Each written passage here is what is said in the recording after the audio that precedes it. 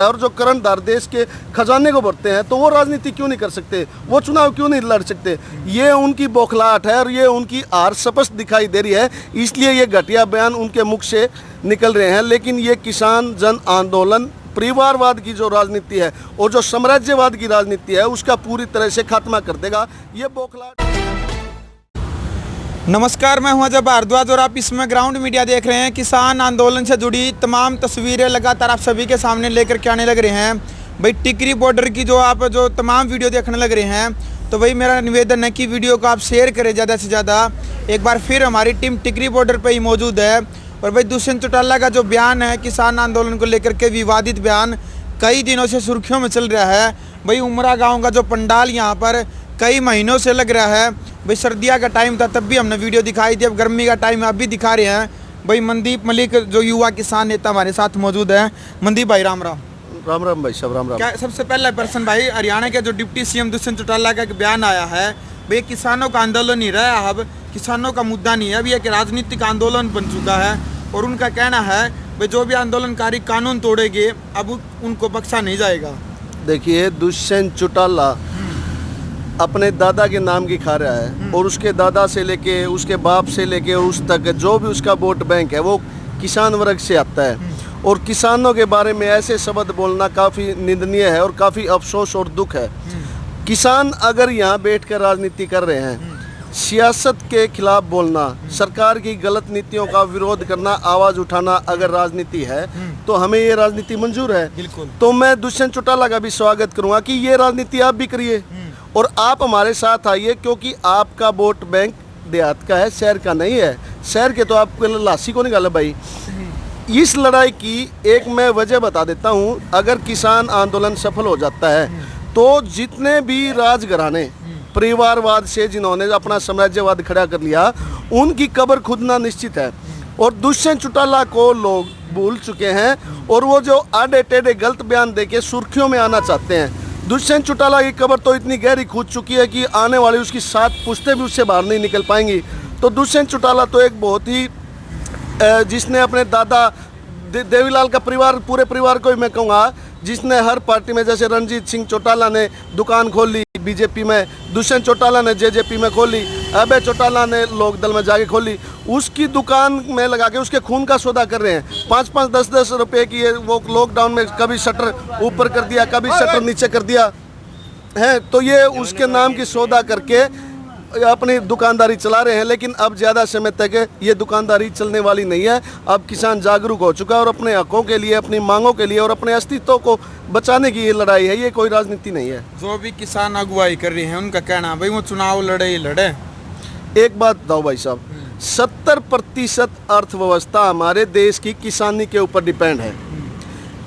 दुष्यंत चौटाला हमने बना लिया, खट्टर हमने बना लिया, बाकी मोदी बना लिया, उससे पहले कांग्रेस बना ली। अगर वो हमारे हितों की रक्षा नहीं कर पाती, वो हमें हमारी जायज़ मांगे और हमारा जो जीवन है उस सुख सुविधाएं नहीं दे सकती, तो उनको सत्ता में रहने का और उनको वोट देने का कोई अधिकार नहीं है, तो कोई फायदा भी नहीं है।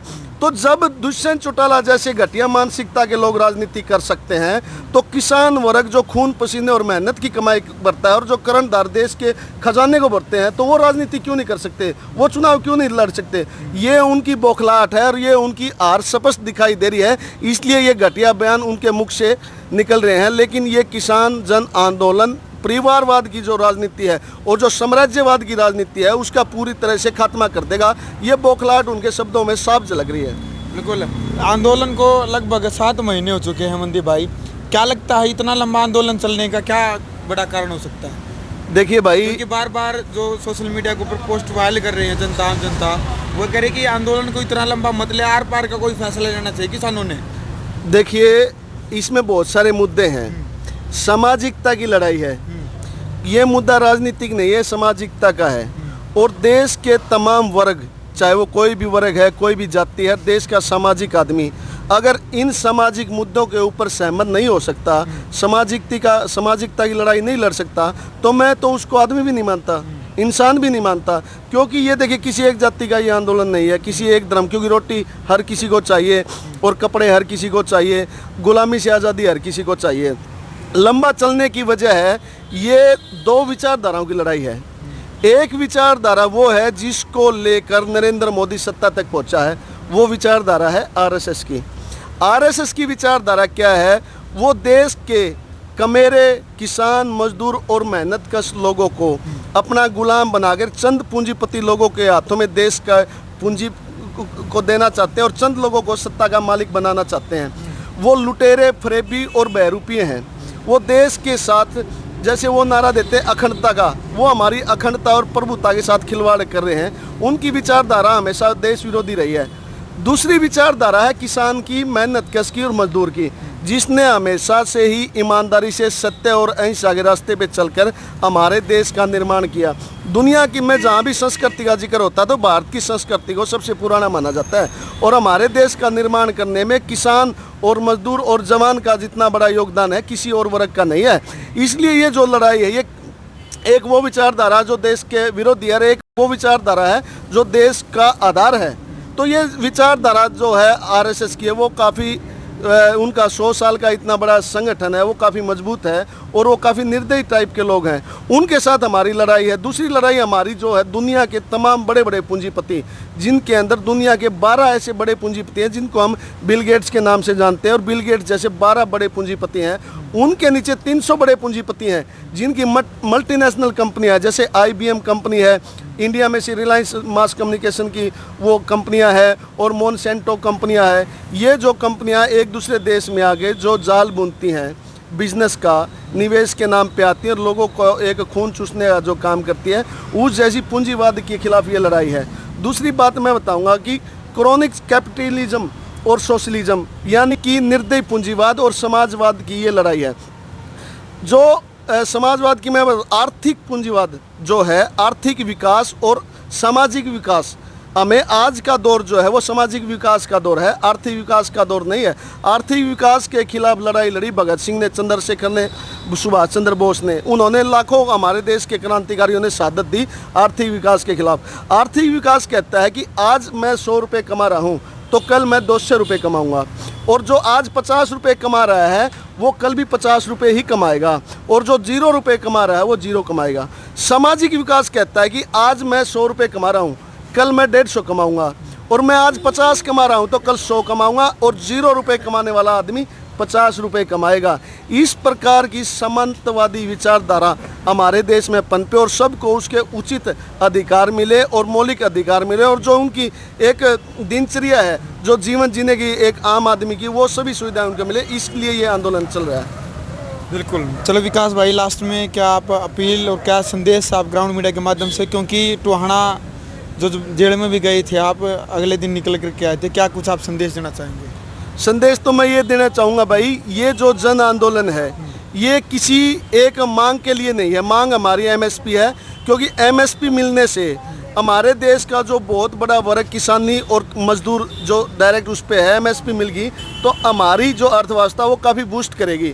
लेकिन हमारे देश के जो राजनीतिक घराने हैं और राजनीतिक लोग हैं वो नहीं चाहते कि आम आदमी, मिडिल क्लास, किसान, मजदूर जो है वो ऊपर उठे, तो MSP इसलिए लागू है। दूसरा, जो ये रोटी, कपड़ा और मकान, बहुत सारे कानून इन्होंने बनाए हैं, जिसमें शिक्षा नीति है, लेबर कानून है और कृषि कानून है, बिजली का कानून है, भूमि अधिग्रहण बिल है। ये सभी हर किसी आदमी से जुड़े हुए मुद्दे हैं। तो हर आदमी को जातिवाद से ऊपर उठकर, धर्म की राजनीति से ऊपर उठकर, आपसी द्वेष भावना और झगड़े की राजनीति से ऊपर उठकर इस आंदोलन में सक्रिय होना चाहिए, क्योंकि इतिहास हमेशा क्रांतिवीरों का लिखा जाता है, गद्दारों का नहीं लिखा जाता। जिस समय अंग्रेज हमारे देश में राज कर रहे थे और जो लोग अंग्रेजों के पिट्ठू थे उनको मोटे मोटे अक्षरों में गद्दार नाम से लिखा गया है, और जिन लोगों ने शहादत दी, जेलें काटी या लाठियां खाई या विरोध प्रदर्शन किया, उनको लोग क्रांतिकारी और शहीद का दर्जा दिया। तो मैं देश के लोगों को कहना चाहता हूँ कि आपके हाथ में है। जीवन जीने के 2 तरीके हैं भाई। एक तो वो तरीका है, गलत हो रहा है तो आप उसके खिलाफ आवाज़ उठाइए। एक वो है कि गलत होते हुए देखना और चुपचाप अपनी ज़िंदगी में मस्त रहना, एक वो तरीका है। आपको कौन सा तरीका अपनाना है वो आपके ऊपर निर्भर करता है। बिल्कुल। चलो भाई, वीडियो आपने देख लिया है किसान आंदोलन को लेकर के। टिकरी बॉर्डर से इस वक्त मनदीप मलिक उमरा गांव से हमारे साथ मौजूद थे। अब आपने जो 4-5 मुद्दों को लेकर के, जो मनदीप मलिक की जो विचारधारा है किसान आंदोलन को लेकर के, क्या राय है, वो आप सभी ने सुन ली है।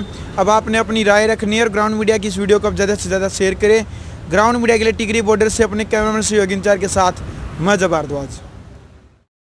राष्ट्र निर्माण की जानकारी के लिए ग्राउंड मीडिया चैनल को सब्सक्राइब करें और शेयर करें।